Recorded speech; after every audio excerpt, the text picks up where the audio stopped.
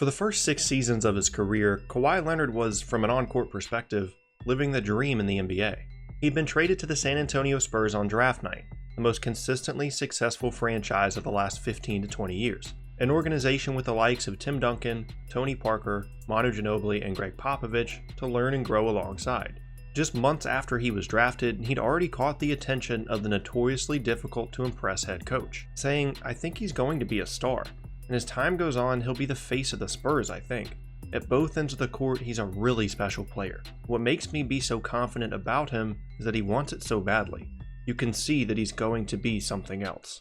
In just his second season, he reached his first NBA Finals and averaged a double-double in a hard-fought 7-game series loss to the Miami Heat. In what would become a theme throughout his career, he did even more the following year, winning his first NBA championship and becoming the 3rd youngest player to win the NBA Finals MVP in the history of the award. Just as Popovich had predicted in 2012, Kawhi Leonard was becoming the face of the Spurs. The next season, he won the Defensive Player of the Year award, earned his first All-Star appearance and first-team All-NBA selection the year after that, and by the 2016-17 season, just 5 years removed from having 14 players selected ahead of him within his own draft class, he was considered one of the best players in the entire league. With LaMarcus Aldridge by his side, this was supposed to be the new era of Spurs basketball. Tim Duncan was now retired, and although some of the old guard still remained, it was clearly Leonard's team. He was the ideal bridge from the past to the present, the embodiment of the Spurs organization. A quiet, hard-working player that just kept it simple, with no need to be fancy.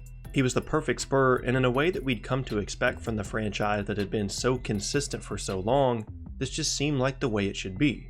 But if those first 5 to 6 seasons were truly a dream for the organization and for Leonard, then the time that has followed can only be described as a nightmare.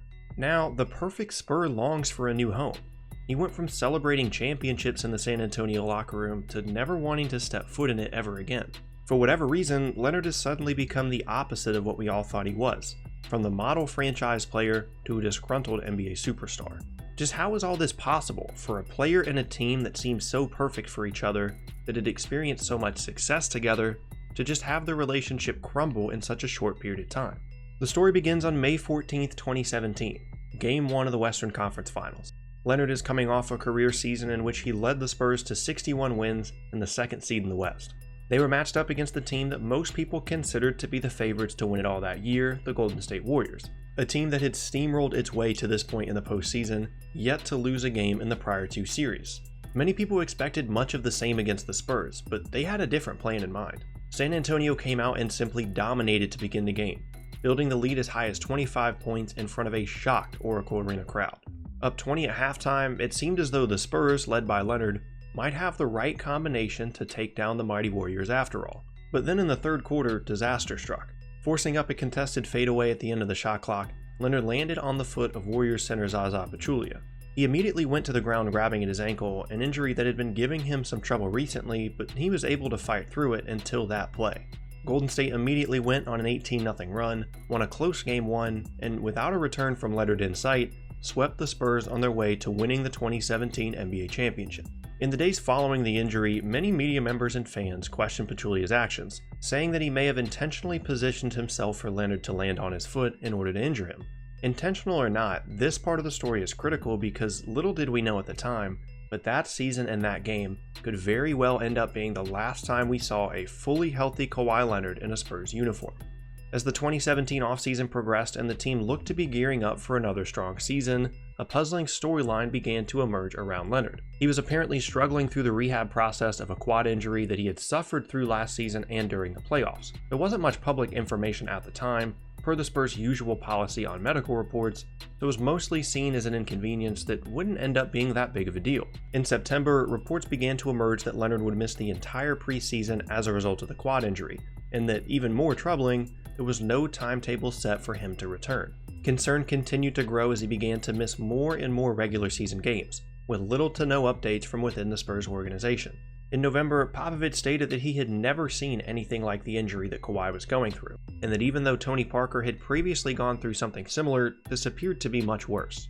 By this time, it had been over 6 months since the ankle injury that forced him out of the 2017 playoffs, but this mystery quad issue apparently wasn't related to that injury. Nonetheless, the team continued the company line, that there was no timetable set for him to return, and they wanted to make sure he was 100% healthy before they put him back on the court. But then in November, a glimmer of hope, as Popovich announced that Leonard would return, quote, sooner rather than later, and in December, the 2014 Finals MVP returned to the lineup, putting up 13 points in 16 minutes under a tight minutes restriction by the medical staff. And with that, it seemed like this strange saga was over. Things were pretty tenuous there for a moment, but the Spurs had gotten their franchise player back, albeit one still slowly getting back up to speed, and things would return to normal soon after. The problem is, as we all know, this is just where things started to get even worse for San Antonio. Leonard actually played well considering the circumstances and the handful of games he played in December and January, but on January 17th, the Spurs announced Kawhi would be out indefinitely with the same quad injury that had already taken away so much of his season. Soon after, reports started to come out that the rehab process had created a rift between Leonard and the Spurs, and in February he spent 3 weeks in New York to get a second opinion before returning to the San Antonio medical team that although they had cleared him to play, Kawhi opted to stay off the court. And this is where things start to get pretty inconsistent between the team and the player. In February, Popovich said he'd be surprised if Leonard played again during the season, while Kawhi said he hoped to be back on the court in March. The inconsistencies continued into March as Kawhi said that he wanted to play with the Spurs for the rest of his career, while reports continued to come out that he was looking towards other destinations as a free agent in 2019. That same month, some of the Spurs players began to air their grievances, reportedly holding a meeting led by Tony Parker to try and convince Leonard to return for the playoffs. Parker wasn't done, as he said publicly that the quad injury he suffered required 8 months of rehab but was, quote, 100 times worse than Kawhi's, suggesting that he expected him to be back on the court very soon. At the end of March, Kawhi reportedly went back to New York for more rehab, which is a strange practice for a player to get into, to rehab away from their own team's medical staff during the season. In April, Greg Popovich said Leonard's return will be up to his, quote, group, suggesting that it was his own decision that was keeping him off the floor, rather than anything medical related. The gap between the player and the team continued to widen, and there was growing concern that the damage might be too much for even the Spurs to repair. An ESPN report was released in May detailing the private issues between the organization and Kawhi's, quote, group, and how they were steering him towards a bigger market team than San Antonio. Through all this, the team was determined to repair whatever issues may have been caused by the injury, rehab, public statements by teammates and Popovich, and anything else that may have irked their franchise player. In early June, it seemed as though things had calmed down a bit and there was a chance for the two sides to reconcile. Reports even surfaced that Leonard and Popovich had scheduled a meeting to discuss their future together. But just days after that meeting was supposed to take place, it was made clear that Kawhi Leonard was no longer interested in playing for the Spurs. He had apparently grown uncomfortable with the organization and coveted the benefits of a bigger market, ideally Los Angeles. This was a shocking development for the many people that in the end expected Leonard to return to the Spurs at some point, and never thought he would request a trade away from the team. This is the Spurs after all, the model franchise in the NBA. This is supposed to happen to other organizations, those with a less established culture and structure, but not San Antonio. As we transition from looking at what led to this point to where things could go from here, I would expect that we have seen the last of Kawhi Leonard in a Spurs uniform. He just seems determined to make his way to LA either this year or next, and in the end he'll likely get his wish.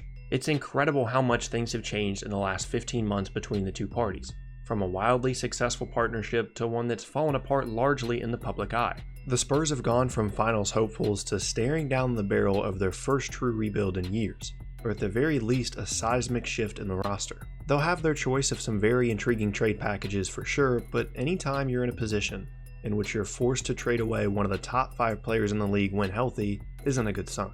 Things likely haven't been easy on Leonard either, and although it's very easy to blame all of this on him, we never quite know as fans what goes on behind the scenes. Who knows, maybe there were issues before the quad injury that we never heard about, and there are very likely things that have happened in these 15 months that were partly responsible for this separation that we'll never know about either. And the crazy thing is, this is part of what makes the NBA so great.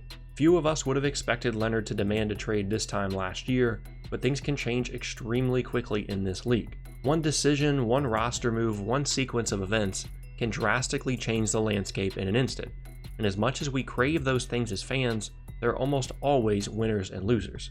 And for the first time in a long time, the losers will likely be the San Antonio Spurs. And that is going to be the end of today's video, which is actually the first in a new series I'm starting on the channel called Feature Friday.